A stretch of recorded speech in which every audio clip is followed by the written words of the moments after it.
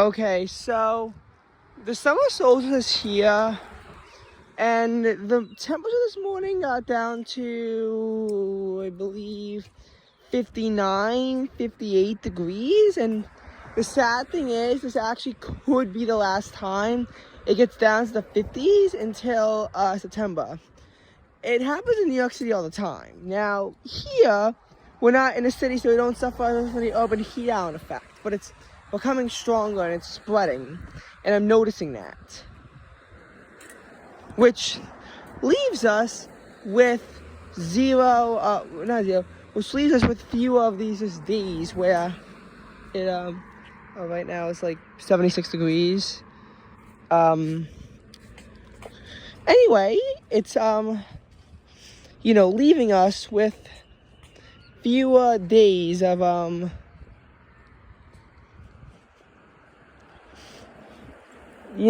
where we can get a lot cooler than the city. So it's happening more is that now our temperatures are staying closer. Now, 2021 had 3 below average months in New York City: February, July, November. I'm pretty sure those were the only 3. So July was below normal, which was surprising. Well, July had some hot days. It also had some really cold days. In the city, on July 3rd, the air cooled to 59, which was the first time in July that it got to the 50s since 2009. Here it happens quite a bit, but upper 50s, but it stays in the lower 60s in the city. The high that day was only 66, and here it was actually only 63 degrees as well. It was very bad. It was like the Memorial Day setup where in New York City they had 4 nights in a row, the 28th, 29th, 30th, and 31st, where the low got to the 40s on each of those nights. The high on May 29th and 30th was 51 and the low was 47. That's like the coldest it has ever gotten there. And typically New York City cannot get that cold that late, but typically we can. And my friend Hannah just texted me. Well, she's gonna have to wait for a reply. Anyway, so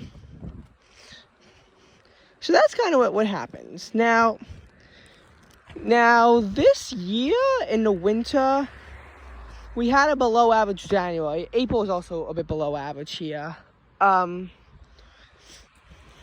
I just want to kind of recap the weather for a bit, and then go over why this could be the end as we head into the summer solstice. And I think this is actually very unfortunate. I'm actually not happy about this.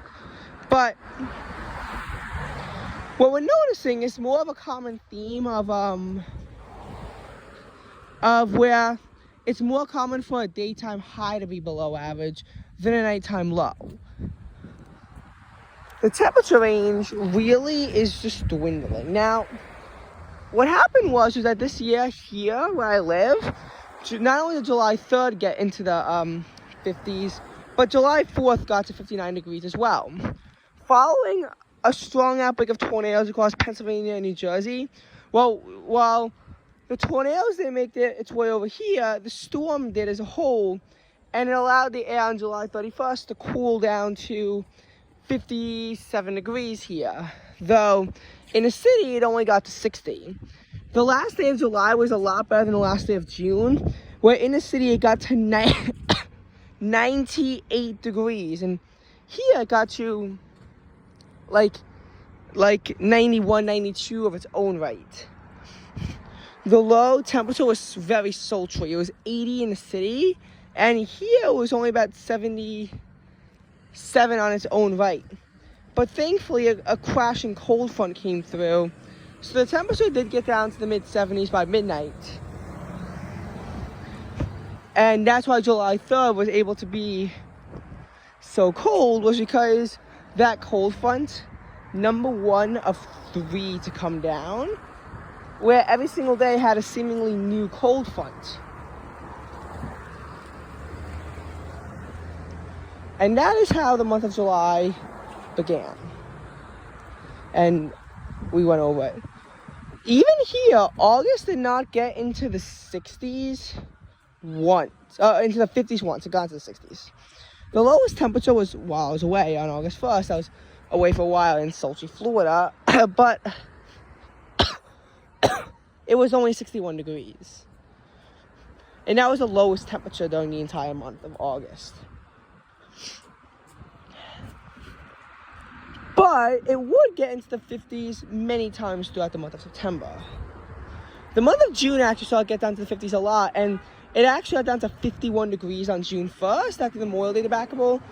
For a brief period of time, it was actually thought that the air temperature here might have reached 49 degrees, but this has since been disproven.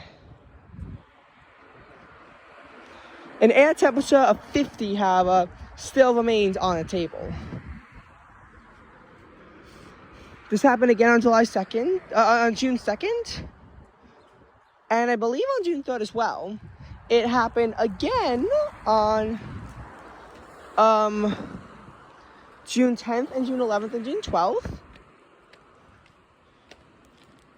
No, I mean June 11th, June 12th, and June 13th. Happened again on June 17th and June 18th, and then again on June 23rd. Fun fact, that was the last day where the dew point got to the 40s, which here could have been like yesterday. This video is being uploaded on the same day it's being filmed, by the way. And June,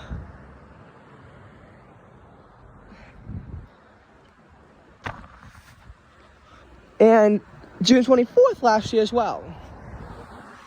Now, August was above normal here in 2021. And it was one of only 4 years where August is warmer than July, which is atypical, but occasionally happens. Oh, shoot, it's a red light. I should sprint and make this. Now,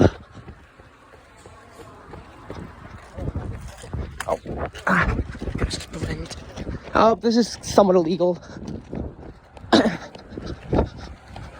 Okay, well, after making a not so safe maneuver, don't do this at home. Oh, not at home, but don't do this. What happened in December was Ida. And it dipped to the 50s both here and even in the city. So after having the snowiest first day of February on record, due to Winter Storm Orlena,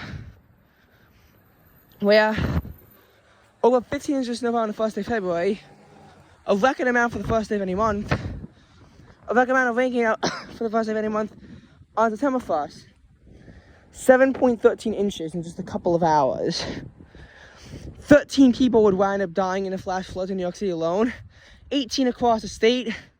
Over 50 across the New York metro area. Because 3 inches of rain came down in just a single hour, was just way too much for the ground to handle. Especially after receiving over 10 inches of rain in both July and August. There was well above average precipitation throughout the months, and September would also barely crest above 10 inches, meaning that for the first time in a very long time, possibly forever, there were 3 months in a row with over 10 inches of rain, pushing the yearly average at that point up to 58 inches. And keep in mind, October had the rainiest last week on record, even though it was extremely dry in the first part of the month. I mean, while it wasn't nearly this rain, with only about 3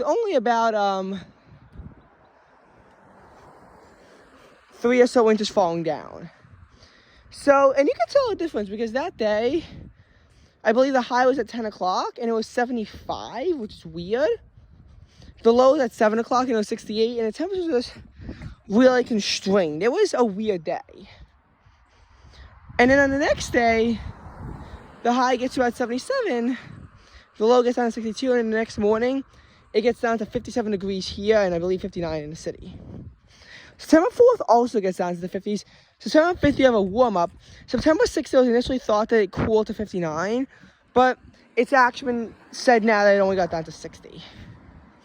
September 12th was another day where it actually got quite cool. The air temperature got down to 55 degrees. And it would happen quite a bit during the month.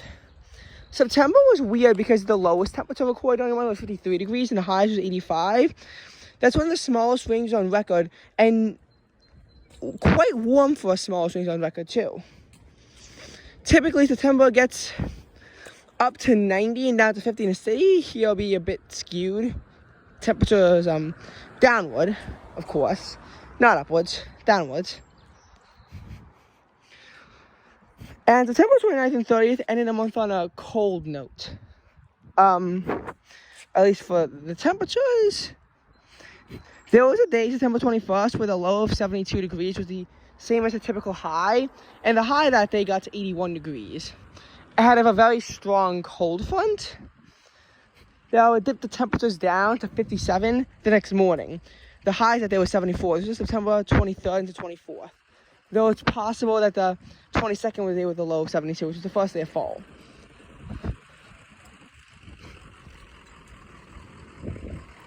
But it didn't feel like fall. It felt like summer in full force.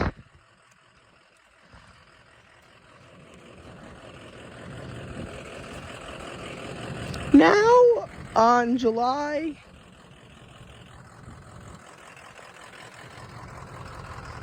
Now in September, the 29th and 30th, they were the days that got to like 54, 53, whatever.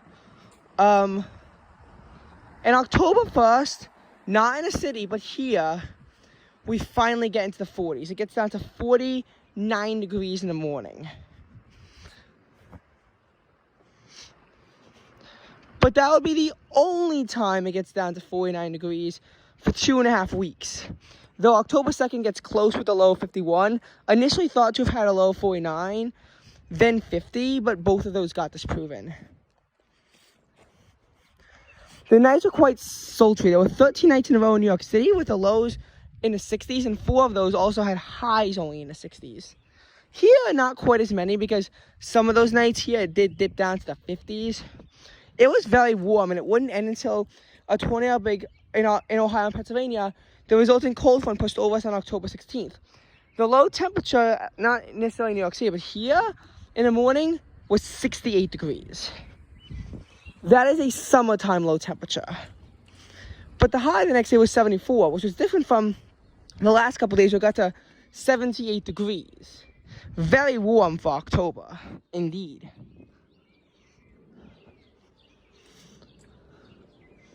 Very warm for October. Now, the cold front allows it to get down to about 58 degrees by midnight, and to 51 the next morning in a city with a high of 61. Here is actually 64 and 53. And on October 18th, both here and in the city, the air cools to 48 degrees. That's the second latest first 40s in New York City on record, behind only 2005. The next day here got down to 47 degrees, but the city was only 48.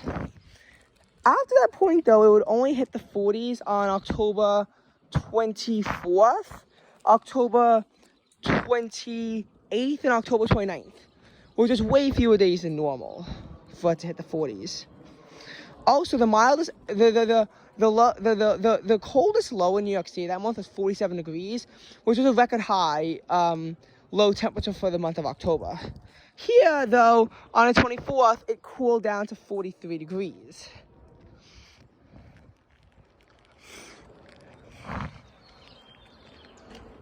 November, though, would bring some chill on, because at least here, it got down to the 30s on the 3rd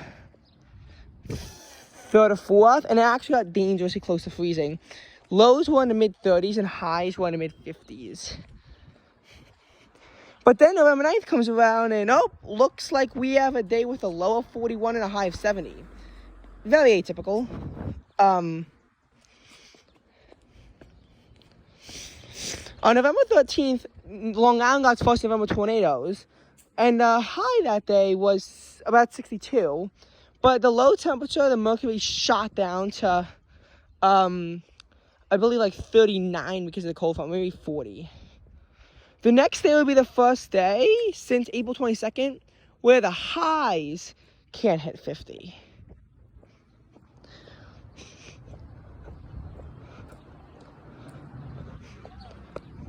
And the same on November 15th. And then on November 16th, we had our first freeze where it got down to 32. However, the high was 57, and the 18th would be a lot warmer, with it getting up to 66. But crashing cold fronts would push it down to 49 by midnight. And the next day would dwindle in terms of temperatures. November 18th in the city actually got in the 70s because before a cold front, New York City can get a lot warmer than the surrounding suburbs. Sometimes, not always, but sometimes.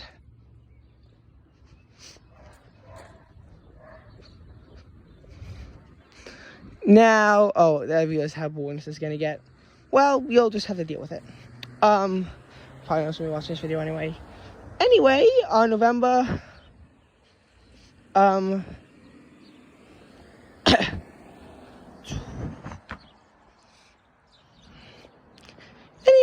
November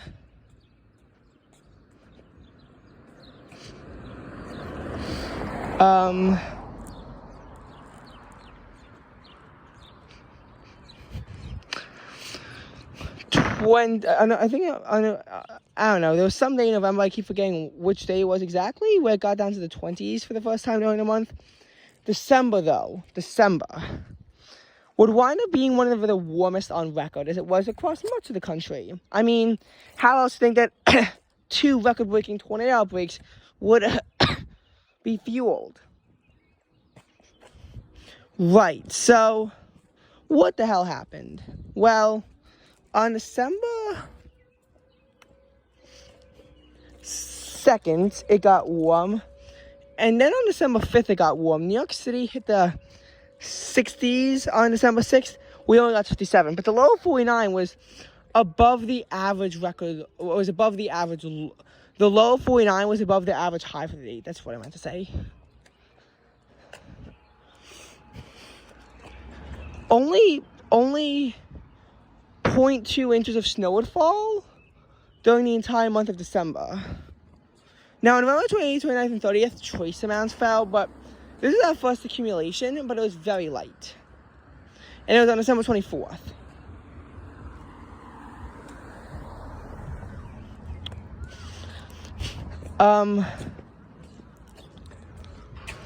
There would also be a lot of days where the temperature would rapidly fall.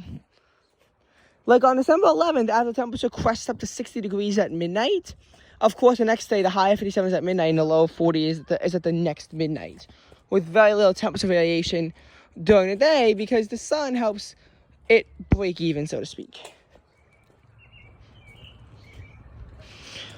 On December 17th, an astronomically rare event for December happened. The low was only 52 degrees. The high was 61, the low was only 52 degrees here, not even in the city, but here. The next day, the high would only get to 60, but when I went to the bus in the morning, it was 55 degrees. I did not need a sweatshirt I brought anyway. And I didn't bring one on the 16th, this was the 17th, by the way. Though the temperature would wind up crumbling down to 46 by midnight due to the 2 cold fronts. As Christmas break went on and on, it got hotter and hotter until January 2nd is the epitome of all this, where the heat builds to its max of 59 degrees. After that, though, both here and in the city, the temperature falls, though it managed to barely escape the impacts of Winter Storm Frida. But January would be below average, and after that, the highest it got during the entire month was 48. February would have below average lows, but above average highs to make February an above average month. There was a day where here I got to 61, and in the city it only got to 57. I had a cold one that would bring 2 inches of snow the next day. Delightful. And the next day from there, it would get down to 16 degrees. Crazy temperature swings. February 4th, a winter storm pushed the temperatures up to 56 in the city and 50 here before leaving them to crumble. As the front comes through, both places would wind up dropping into the upper 30s in an hour.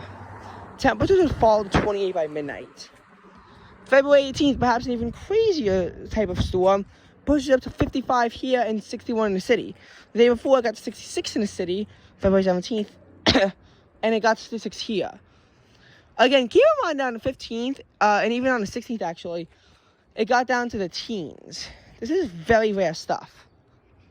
The temperature would fall, and it'll be more of a gradual decline during the day, but in the end, it hit 28 anyway.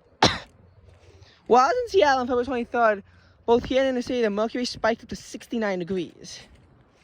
Temperatures, though, will have to crumble by 37 to 37 by midnight. And it would be quite cold. Temperatures will not rebound from this until March 18th here, though March 7th in the city got to 72, but it only hit 60 here. But the low 49 was still above the average high for the date. On March 18th, here got to about 68 or so. And same-ish in the city.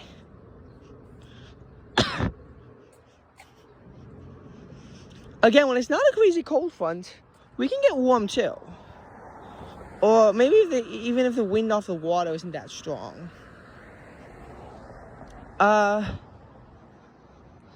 Now, March, though, would end on a very, very cold note. March 25th, it got to 58.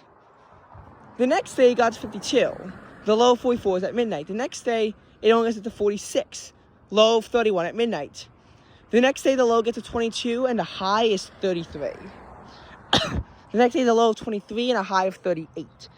It was disgustingly cold. The 28th, not 29th, the 28th was the high was below the average low.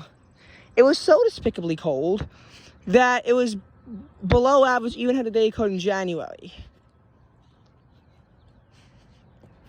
This is cold that you just don't see in March. The next day, the low of 27 and a high of 45. A slight rebound, though on the 30th, it would get into the 60s in the city. Here, it only gets 58. April 1st, the temperatures will have to crash into a slightly below average April. And I think I began to take days getting to the 40s a bit too much for granted, given what happened in April and the beginning of May. Because here's what happened. On May 5th, it got warm. On May 6th, the low of 49 was hit at midnight, and it was a high of 59. The next day at 7 a.m., it hits 51. The low of 45 was at midnight. 45 would be the low on May 8th, Mother's Day, with a high of 58. The next day would have a low of 44 and a high of 69, May 9th. May 10th would have a low of 49 and a high of 71. But May 10th would be, people, the last day of the entire year where it gets down to the 50s. I don't want to say it didn't get close, because it did. Even though it got very warm on May 21st and 22nd, a series of cold fronts brought the temperature down to a nice even 50 degrees on May 25th. 1 degree cooler, and a temperature in the 40s would have been achieved. But the next day, it does warm up substantially. Just kidding, the low is 51. After that one, substantially. And in June so far, the lowest temperature we saw was 54. Both of them happened when the humidity dropped, and now the humidity is building again. I thought that June 5th would be the last time it gets down to the 50s, when it hit 55 that morning, as the high crested to 78. The low the next day hit 58. And then on June 10th, it hit 59. And then after it got very hot on June 17th, where the high hit the 90s, a very strong cold front led to both, number one, a miserable Mets game, and number two, crashing temperatures, which got down to, which allowed it to get down to, once again, you know, the 50s. But I really think that this could be up. And I think that, honestly, we might be in for quite a humid summer, people. Like, I really think so. It's unfortunate, but thankfully I'll be able to escape part of this in Vermont, where this weekend in Vermont, it got down to the 30s. Actually, a man died due to hypothermia in Maine. Never mind the fact that someone saw, and this was just a couple days ago. And honestly, due to climate change, winters like this are going to just become more common, or years like this, because it's extended beyond the winter. Like, I really do think. Now, I want to end this on a bit of a funny note. So, in the middle of April, I said, sweatshirt and long sleeve shirt and pants, that has to end at some point. But we went to the zoo on April 17th on Easter, where the high was 51 and the low was 41. That was a below average Easter after an above average 5 days.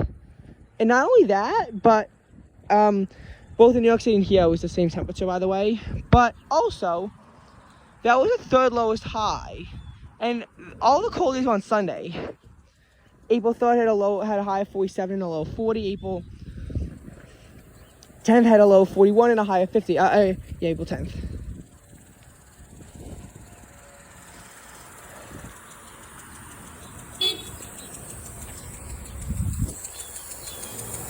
Now, April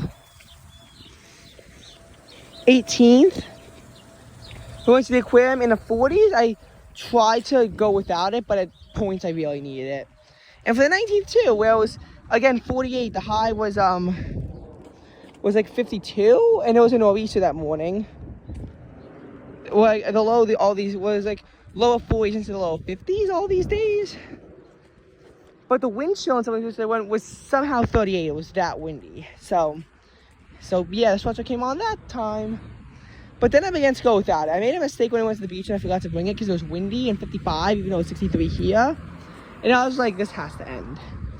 Now, there were some cold mornings where I needed it, where the low got to about 40, even though the highs were upper 50s, lower 60s. But that began to go away. But on May 2nd, it would be a rainy day with a low of 50 and a high of 55. I needed it again.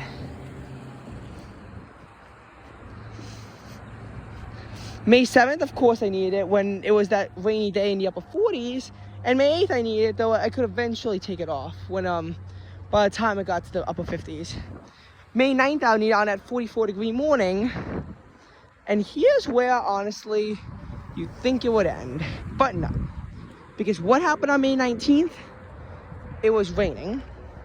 And it was raining while it was concurrently 54 degrees. Of course, on a lot of these days, I'd wind up taking it off in the afternoon. But the high was only 64. I mean, I think I kept it on, took it off anyway. But, yeah. Yeah, it was quite cold. Meanwhile, I really thought that would be the end. But I was wrong again. June 12th, raining and in the lower 60s. With a high of 73. And then June 18th at that frigid Mets game where it was in the 60s, winds of 30 miles an hour. I actually need 3 layers for that. It was so brutally cold. And it was cloudy. And honestly, with the way the 22nd is shaping up, might need it then too. Just because the low is in the 60s doesn't mean it's necessarily warm. And with climate change, these types of days are happening much more often. It's an interesting world that we live in, just one that we have to adapt to.